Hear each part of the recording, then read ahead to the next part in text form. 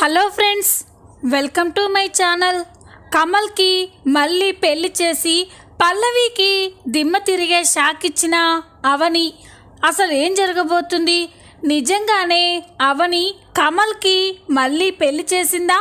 తెలుసుకోవాలి అంటే ఈ వీడియోని ఎక్కడా స్కిప్ చేయకుండా చూసేయండి. ఈ వీడియో చాలా ఇంట్రెస్టింగ్గా ఉండబోతుంది. తప్పకుండా చివరి వరకు చూడండి. ఇక వీడియోలోకి వెళ్ళినట్లయితే పల్లవి తన సమస్యకి పరిష్కారం చెప్పమని అందరినీ కూడా నిలదీస్తూ ఉంటుంది. ఆ ఇంటి మీద, ఆ ఆస్తి మీద మాకు ఎలాంటి హక్కు ఉందని ఆ ఇంటికి రమ్మని చెప్తున్నారు. మాకు పిల్లలు పుడితేనే కానీ ఆ ఆస్తి పైన మాకు హక్కు, అధికారం రాదు. కానీ నా భర్త నాతో ప్రేమగా ఉండడం లేదు, సఖ్యతగా ఉండడం లేదు. అలాంటప్పుడు నేను బిడ్డల్ని ఎప్పుడు కనాలి?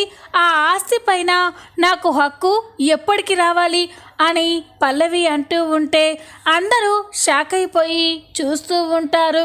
ఇక అక్షయ్, అది కాదు పల్లవి, అవన్నీ తర్వాత మాట్లాడుకుందాం అని అంటూ ఉంటే, లేదు బావగారు, నేను ఎవరు చెప్పినా వినిపించుకోను. నా సమస్యకి పరిష్కారం దొరికి తీరాల్సిందే అని పల్లవి అంటూ ఉంటే, అప్పుడే ఈ కవని, మరి ఇప్పుడు ఏం చేయమంటావు పల్లవి అని అడుగుతుంది. అప్పుడు పల్లవి, నాకు పిల్లలు పుట్టేంత వరకు నేను ఈ ఇంటిని వదిలి ఆ ఇంటికి రాలేను. మిమ్మల్ని ఇక్కడే ఉండమని చెప్పలేను, మీ ఇష్టం మీది అని పల్లవి చెప్పగానే అందరూ షాక్ అయిపోయి చూస్తూ ఉంటారు. ఇక కమల్, ఏం మాట్లాడుతున్నావు అని పల్లవితో కోపంగా మాట్లాడుతూ ఉంటే, ఈ కవని, కన్నయ్య నువ్వు ఆగు కన్నయ్య అని ఆపుతూ ఉంటుంది. లేకపోతే ఏంటదినా, అది పిచ్చి పిచ్చిగా వాగుతూ ఉంటే అని అంటూ ఉంటే, కన్నయ్య, పల్లవి చెప్పిన దాంట్లో కూడా అర్థం ఉంది. తను ఎంత బాధపడుతుందో నాకు ఇప్పుడే అర్థమైంది. అందుకే నేను ఒక నిర్ణయం తీసుకున్నాను అని అనగానే, ఏంటవని అది అని అక్షయ్ అంటాడు. ఈ కవని, ఏమండి, పల్లవి ఎంత బాధపడుతుందో మీరు కూడా విన్నారు కదా. తన బాధని అర్థం చేసుకొని పల్లవికి కూడా పిల్లలు పుట్టేంత వరకు మనం ఇక్కడే ఉందామండి అని అంటూ ఉంటే అందరూ షాక్ అయిపోతారు. అవని, ఏం మాట్లాడుతున్నావు నువ్వు అని అంటూ ఉంటే, వదిన అదేదో మాట్లాడింది అని నువ్వు ఇలా మాట్లాడతావేంటి అని అంటూ ఉంటే, కన్నయ్య, మనం అందరం కలిసి ఉండడం అంటే అందరం సంతోషంగా కలిసి ఉండడం, అంతేకాని మనం అక్కడ పల్లవి ఇక్కడ ఉంటే మనం ఎలా సంతోషంగా ఉంటాం? అందుకే మనం ఇక్కడ నుండి వెళ్ళి ఆ పెద్దింటికి వెళ్ళాలి అంటే అందరం కలిసే వెళ్ళాలి. అంతేకాని కొంతమంది ఇక్కడ, కొంతమంది అక్కడ ఉండడానికి వీల్లేదు కన్నయ్య.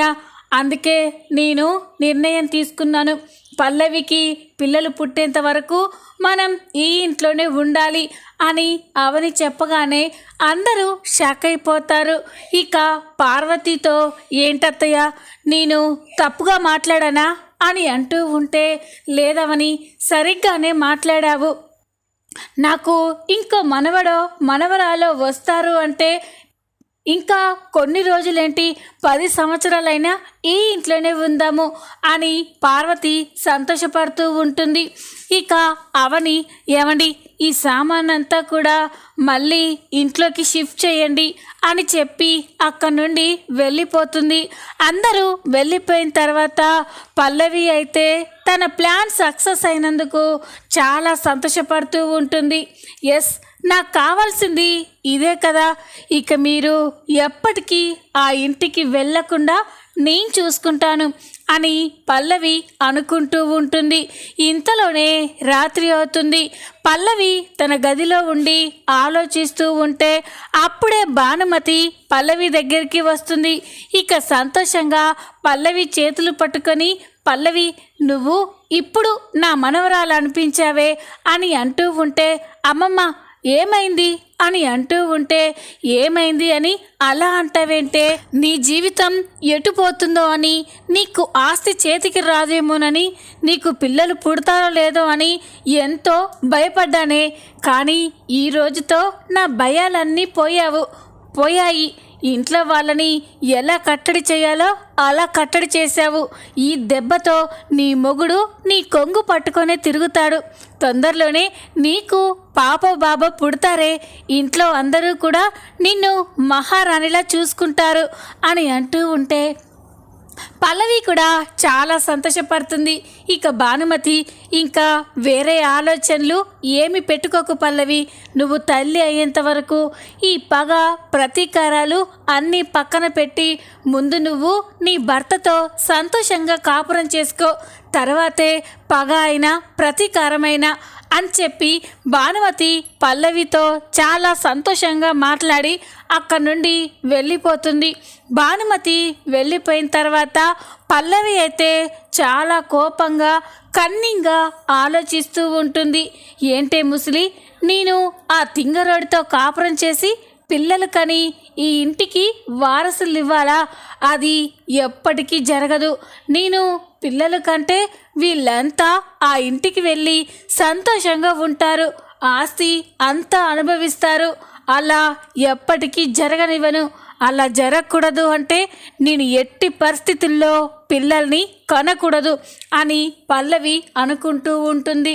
కాసేపటి తర్వాత కమల్ గదిలోకి వస్తాడు. అవని, మీనాక్షి పల్లవితో ప్రేమగా ఉండమని కమల్తో చెప్పేసరికే ఇక కమల్ కూడా పల్లవిని ప్రేమగా చూసుకోవాలి అనుకుంటాడు. పల్లవి దగ్గరికి వెళ్తూ ఉంటే పల్లవి ఏంటి బావా అని అంటూ ఉంటే ఏంటి అంటావేంటి?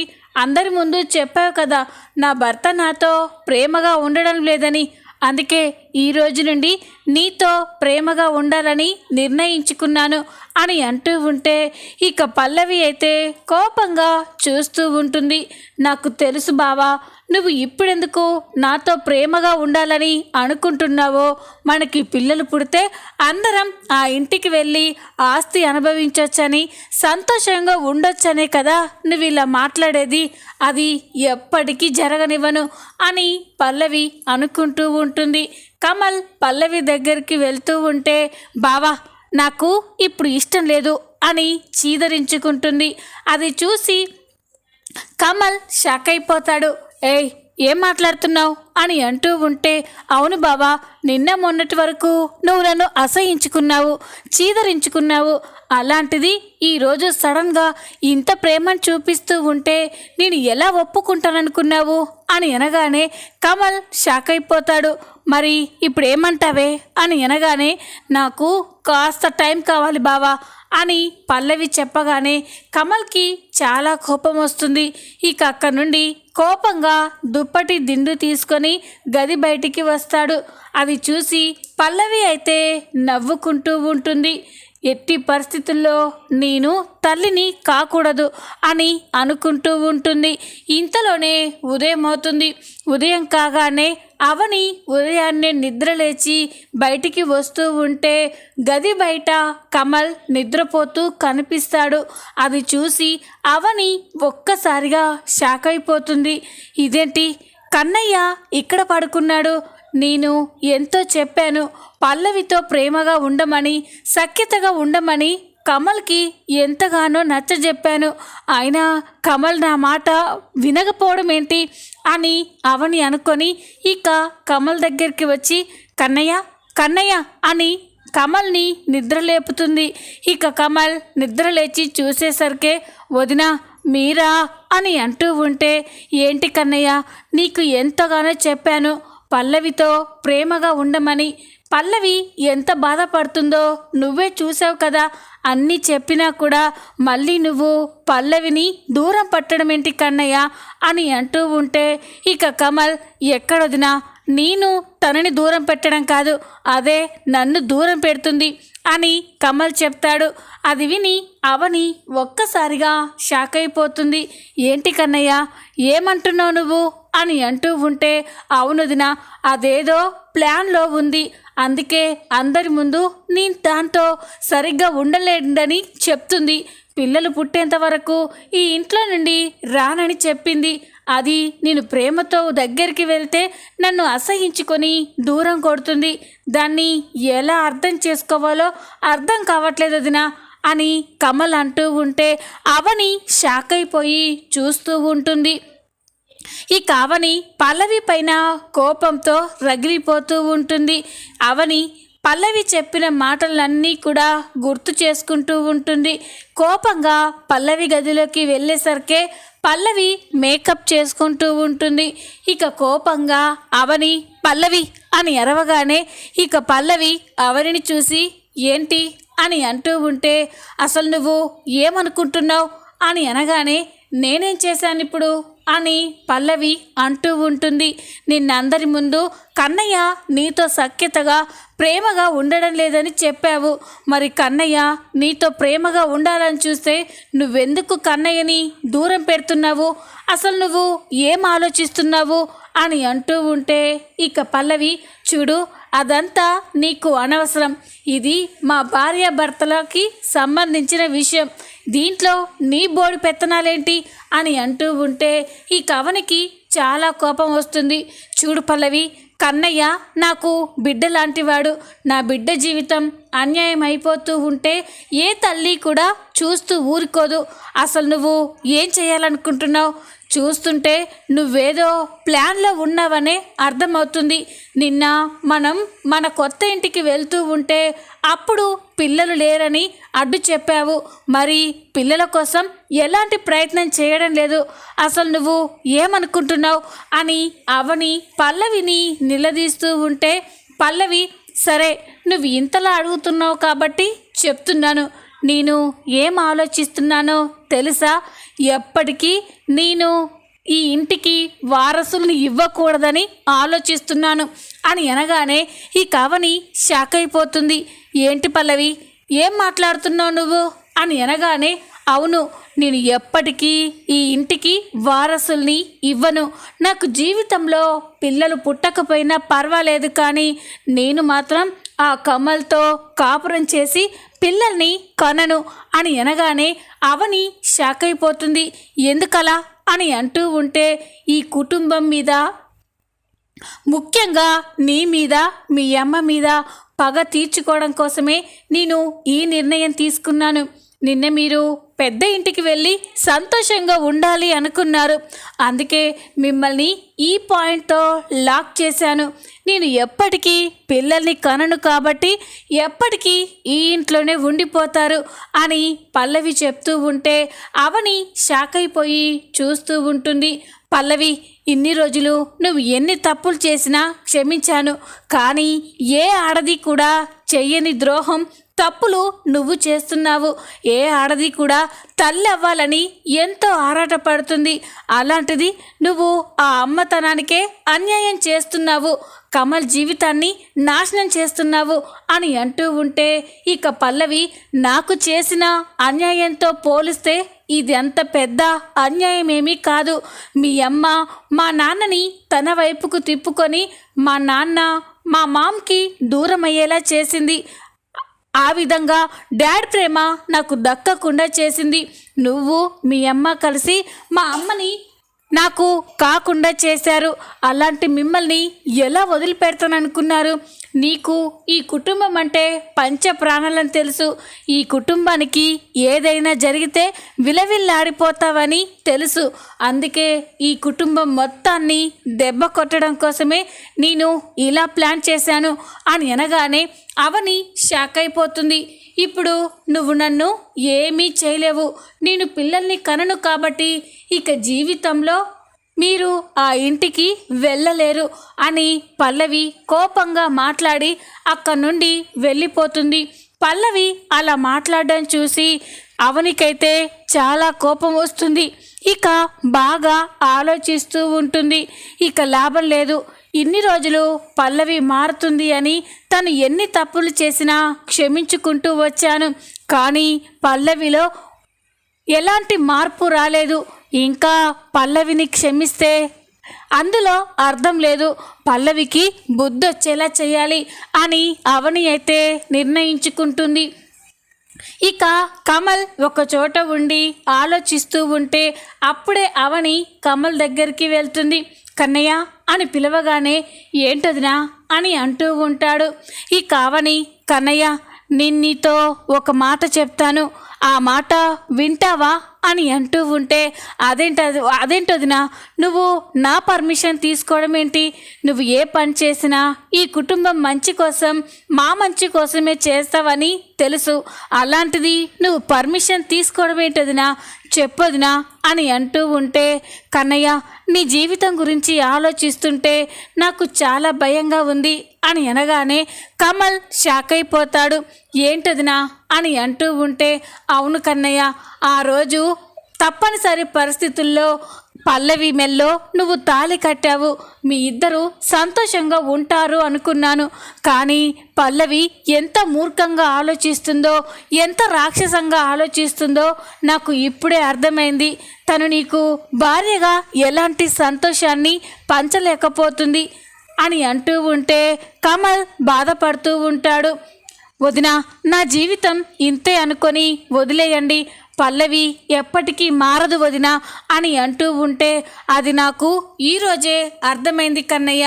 అందుకే నీ జీవితం గురించి నేనొక నిర్ణయం తీసుకున్నాను అని అంటూ ఉంటే, ఇక కమల్ ఏంటొదిన అది అని అడగగానే ఇక అవని, కన్నయ్య నువ్వు మళ్ళీ పెళ్లి చేసుకోవాలి అని అంటుంది. అది విని కమల్ ఒక్కసారిగా షాక్ అయిపోతాడు.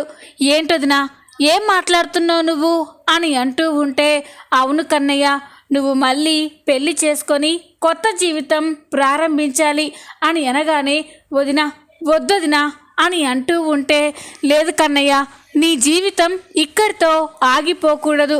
నువ్వు కూడా భార్యతో సంతోషంగా ఉండాలి. అలా ఉండాలి అంటే నువ్వు ఎట్టి పరిస్థితుల్లో వేరే పెళ్లి చేసుకోవాలి. పల్లవి ద్వారా నీకు ఎలాంటి సంతోషాలు దక్కవని అర్థమైంది. నా మాట విను కన్నయ్య అని అనగానే ఇక కమల్ ఆలోచిస్తూ ఉంటాడు. ఈ వదిన మాట మీద నీకు ఎలాంటి గౌరవం లేదా కన్నయ్య అని అనగానే, అయ్యో అదేంటొదినా అలా మాట్లాడతావు? ఈ ఇంట్లో అందరికంటే, అంతకు అమ్మ కంటే కూడా నువ్వే నాకు ఎక్కువ. నీ మాట నేను ఎప్పటికీ కాదనొదినా అని అనగానే, అయితే నువ్వు ఇంకో పెళ్ళికి ఒప్పుకోవాలి అని అంటూ ఉంటే, అలాగే వదినా, మీ ఇష్టం అని కమల్ అంటూ ఉంటాడు. ఇక ఇంతలోనే ఉదయం అవుతుంది. ఉదయం కాగానే ఇంట్లో అందరూ కూడా హాల్లో కూర్చుంటారు. ఇక పార్వతి, అదేంటి ఈరోజు అవని కనిపించట్లేదు అని అంటూ ఉంటే అప్పుడే పల్లవి అక్కడికి వస్తుంది. ఇక పార్వతి, ఏంటి పల్లవి, అవని ఎక్కడా కనిపించట్లేదు అని అంటూ ఉంటే, ఏమో అత్తయ్య, ఆవిడ గారిని ఎప్పుడు కనిపెట్టుకుని ఉంటానా ఏంటి? తను ఎక్కడికి వెళ్ళిందో నాకు కూడా తెలీదు. కమల్ బావ కూడా ఉదయం నుండి కనిపించట్లేదు అత్తయ్య అని చెప్పగానే ఇక అందరూ కూడా ఆశ్చర్యపోతారు. అప్పుడే శ్రీకర్, అక్షయ్ అక్కడికి వస్తారు. రే కమల్ అని అంటూ ఉంటే ఇక పల్లవి, కమల్ బావా ఇంట్లో లేడు బావా అని అనగానే, ఎక్కడికి వెళ్ళాడు? ఇంత ఉదయాన్నే అవని కమల్ ఎవరికి చెప్పకుండా ఎక్కడికి వెళ్ళుంటారు అని ఆలోచిస్తూ ఉంటారు. ఇంతలోనే ఇక అవని అయితే కమల్కి వేరే అమ్మాయితో పెళ్లి చేసుకొని ఇంటికి తీసుకొస్తూ ఉంటుంది. ఇక గుమ్మంలో ఉండి అత్తయ్య అని పిలవగానే అందరూ గుమ్మం వైపుకి చూస్తారు. గుమ్మంలో కమల్ వేరొక అమ్మాయిని పెళ్లి చేసుకొని తీసుకొని రావడం చూసి అందరూ షాక్ అయిపోయి చూస్తూ ఉంటారు. ఇక పల్లవి కూడా స్టన్ అయిపోయి చూస్తూ ఉంటుంది. అప్పుడే ఈ కవని, కన్నయ్య ఇక్కడే ఉండండి, మీకు హారతిచ్చి ఇంట్లోకి తీసుకెళ్తాను అని అవని అయితే గబగబా కిచెన్లోకి వెళ్ళి హారతి ప్లేట్ తీసుకొచ్చి కమల్ పెళ్లి చేసుకొని వచ్చిన అమ్మాయికి దిష్టి తీస్తుంది. ఇదంతా చూసి అందరూ నిర్ఘాంతపోయి షాక్ అయిపోయి చూస్తూ ఉంటారు. ఇక అవని వాళ్ళకి దిష్టి తీసి బయటికి వెళ్ళిన తర్వాత ఇక వాళ్ళని ఇంట్లోకి తీసుకొస్తుంది. అది చూసి అందరూ షాక్ అయిపోతారు. ఇక పార్వతి, అవని ఏంటిది అని అంటూ ఉంటే, ఇంకా అర్థం కాలేదా అత్తయ్య, మన కన్నయ్యకి మళ్ళీ పెళ్లి చేశాను, అమ్మాయి చాలా లక్షణంగా ఉంది కదా అని అంటూ ఉంటే అందరూ షాక్ అయిపోతారు. ఇక పల్లవి, ఏంటి మీరు చేసింది, నాకు ఇంత అన్యాయం చేస్తారా, నా మొగుడికి ఇంకో పెళ్లి చేస్తారా అని అంటూ ఉంటే ఇక అప్పుడే అవని, నీ జీవితాన్ని ఎవ్వరూ అన్యాయం చేయలేదు పల్లవి, నీ చేతులారా నీ జీవితాన్ని నువ్వే నాశనం చేసుకున్నావు అని అంటూ ఉంటే అందరూ షాక్ అయిపోయి చూస్తూ ఉంటారు. అప్పుడే భానుమతి, వసే నువ్వు ఏం చేసినా అడిగే వాళ్ళెవరూ లేరనేనా ఇంత దారుణానికి ఒడికట్టావు? నా మనవడికి వేరే పెళ్లి చేసి నా మనవరాలి జీవితంలో నిప్పులు పోస్తావా అని అంటూ ఉంటే, బామ్మగారు, పల్లవి తన జీవితంలో తానే నిప్పులు పోసుకుంది. కన్నయ్యని ఎలాంటి సంతోషం లేకుండా ఇన్ని రోజులు బాధ పెట్టింది. అందుకే కన్నయ్య జీవితం బాగుండాలనే నేను ఈ నిర్ణయం తీసుకున్నాను అని అవని అంటూ ఉంటే అందరూ షాక్ అయిపోయి చూస్తూ ఉంటారు. ఇక పల్లవి కూడా కోపంతో రగిలిపోతూ ఉంటుంది. చూద్దాం మరి నిజంగానే అవని కమల్కి పెళ్లి చేసిందా, లేకపోతే పల్లవికి బుద్ధి చెప్పడం కోసం కమల్కి వేరే పెళ్లి చేసినట్లు నాటకం ఆడుతుందా? తెలుసుకోవాలి అంటే మా నెక్స్ట్ వీడియోస్ మిస్ కాకుండా చూసేయండి. ఈ వీడియో మీకు నచ్చినట్లయితే లైక్ చేయండి, సబ్స్క్రైబ్ చేసుకోండి. Thanks for watching.